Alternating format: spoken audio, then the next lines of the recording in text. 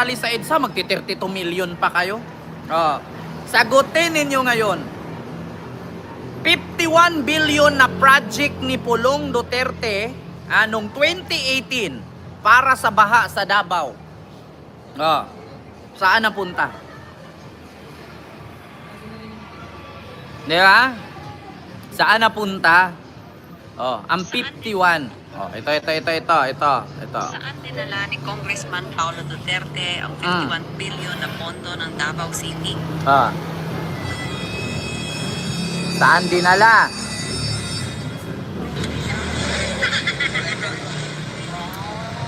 Ito. Hanapin niyo ito sa Katalunan Grande. At sa Samal Island na kung saan namakyaw siya ng mga resorts. Not 1, not 2, but 3 resorts. Ngayon nagaw, Yung 51 billion, ginawa mo itong low-cost housing units. Ah. Makakapagpagawa ka ng 102,000 na housing units. Kaya tanong Bibi, dito, nagyug-yug-yug. nilagay? Saan mo nilagay? Ba? Kita nyo? Saan ba nilagay? Sa social media lang mabunganga na, tang-inang yan. Sinugod ko na nga si congressman, ayoko nang sabihin. Si congressman nga, harap-harapan ko, pinagmumura ko eh. Oh, kayo pa kaya? Ako nagsabi sa inyo, kung hindi totoo yung sinasabi ko, kasuhan nila ako. Oh, challenge mga DDS. Kung hindi totoo yung nilabas ko sa live ko ngayon, kasuhan nyo ako. Harapin ko yan. Pero pagsasampalin ko muna kayo. Para quits. Oh, makasuhan man ako, at least nakasampal ako. Di ba? Mahirap naman na huharap ako sa kaso, tas wala man lang danyos. Siyempre, danyusan ko muna kayo. Huwag ka na magtanong PH Anime. Alam nyo sa totoo lang mga DDS, ilabas nyo totoo yung mukha dyan, pati totoo yung pangalan kung talagang matatapang kayo. Tangina nyo, ako nga nag-live dito, harap-harapan, no? Mukha ko to, oh. Ayan, oh. Kaharap ang 100,000 plus subscribers, oh. Ayan. Di ba? O, mga source ng DDS kasi, si Maharlika na isang pukpok sa Amerika na pinatay ang asawa para magkaroon ng ari-arian. Di ba? O, baka nakalimutan nyo, si Maharlika kinantot-kantot ng congressman ng Pasig yan. Ayoko ng pangalanan ko sino yung congressman kasi mamura ko na naman.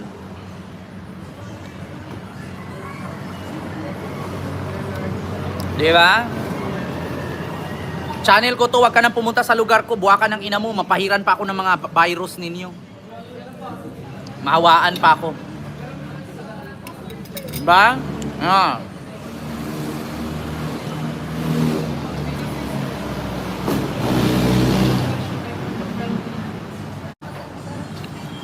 Sabi ni Andre, yung piklat sa liig ni Sara ay palipat-lipat. Minsan nasa gitna, nasa kanan at ngayon ay nasa kaliwa.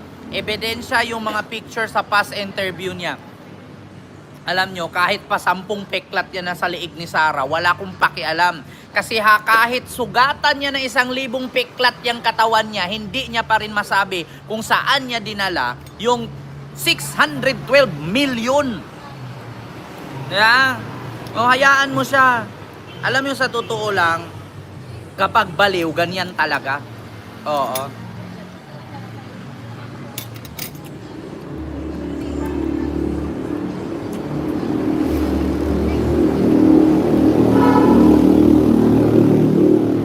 Jocelyn Tamayo ng Jordan, mega love shout out.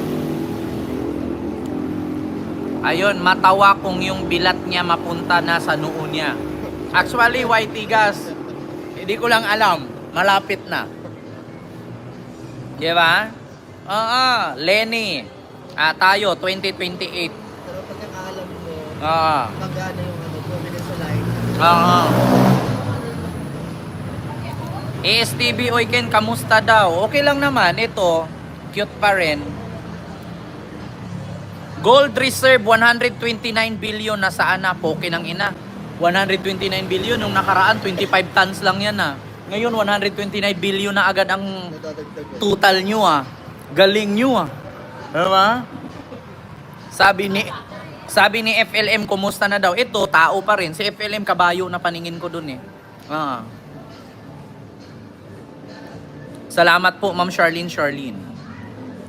Kiss mark ni Bato yun sa player niya at ni Sulaika. Grabe naman magkikiss mark ng player niya, si Sulaika at si Bato. Sa liig talaga, palipat-lipat pa. Alam nyo, sa totoo lang, wag nyo nang pag-aksayahan ng panahon yung piklat sa liig ni Sara. Bakit? Yan si Sara, puro drama lang yan. Biruin mo, sabi ni Sara, oh.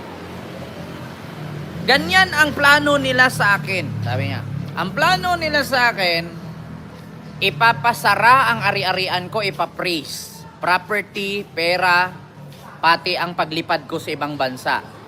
Ganyan ang ginawa nila kay Arnie Tevez. Ngayon, ang tanong, sino ba ang nagpasara, nagpatigil ng paglipad ni Arnie Tevez at nagpapraise ng ari-arian? Di ba administrasyon ni Digong? Di ba? So bakit alam na ni Sara ang mangyayari sa kanya? Kung sakali daw na siya makasuhan, alam daw ni Sara kung anong mangyayari. Ipapraise daw ang pera niya, ari-arian niya, at bawal siyang lumipad sa ibang bansa. Alam na alam niya, di ba? Alam na alam niya. Tapos may papasok daw na clearing team, tapos ang search team. Gawain kasi ng tatay niya. Di ba? Alam mo, sa totoo lang, Christopher Agapay, channel mo to pero tambak ng bad comments. Talagang matatambak ng bad comments tong channel ko. Alam nyo kung bakit? Kasi nga, mga tanga-tanga kayo. Diba? Kung bobo kayo, huwag kayong mag-comment dito. Kung matalino kayo, hindi kayo magko-comment dito ng masama eh. Di ba? Kaya kayo nakapag-comment ng masama sa live kong to kasi hindi kayo nakakaintindi at hindi nyo tanggapin na mali kayo. Bakit? Sigaw kayo ng sigaw na DDS kayo. Pero pag tinanong ko kayo, bigyan nyo ko ng rason kung bakit nag-DDS kayo. Hindi nyo masagot. Di ba?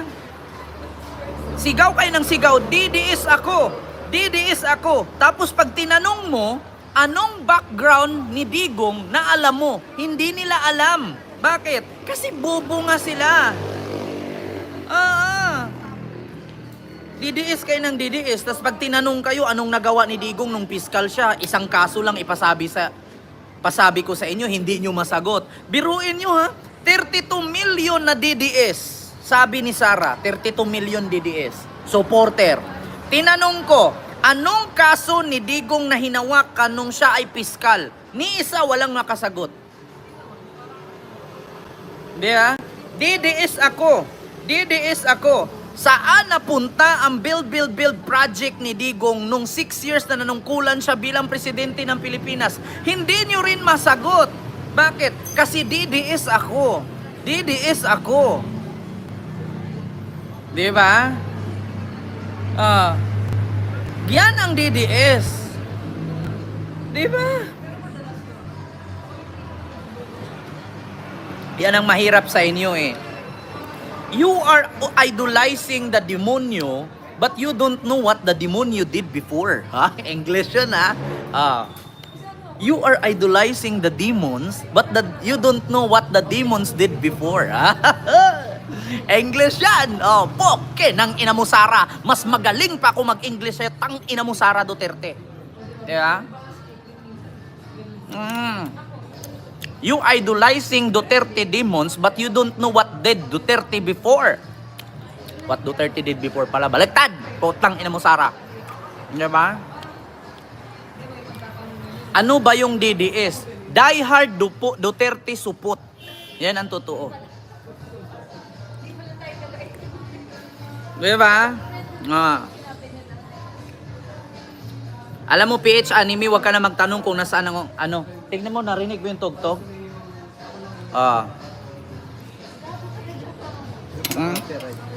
Narinig yung tugtog? Si Sara Duterte.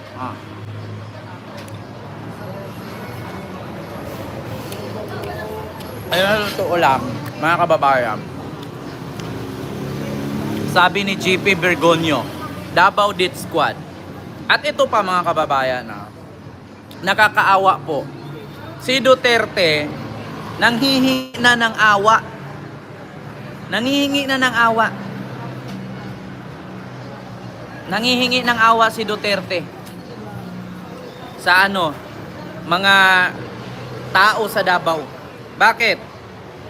Ganito kasi nangyari mga kababayan.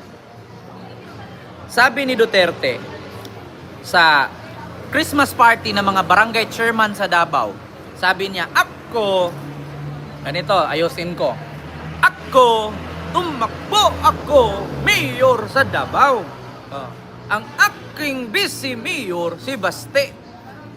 God forbidden, simba ko palayo. Pag ako magkasakit, mamatay, mayor nyo, Duterte pa rin. Bakit ninyo palitan ang mga Duterte sa Davao ni minsan hindi kami nagnakaw, hindi kami nangurakot, bakit nyo kami papalitan?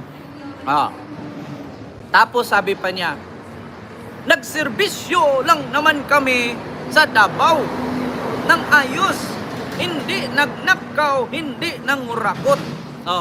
Kaya tatakbo akong mayor, umayos kayo. Umpisa pa lang, tatakbo siyang mayor, umayos kayo, nagbanta na, nanakot na. Tapos sabi niya, Vice Mayor ko si Baste, kung sakali, simba ko palayo, mamatay ako, Duterte pa rin ang mayor nyo. Diba? Gahaman sa pwesto. Bakit? Ito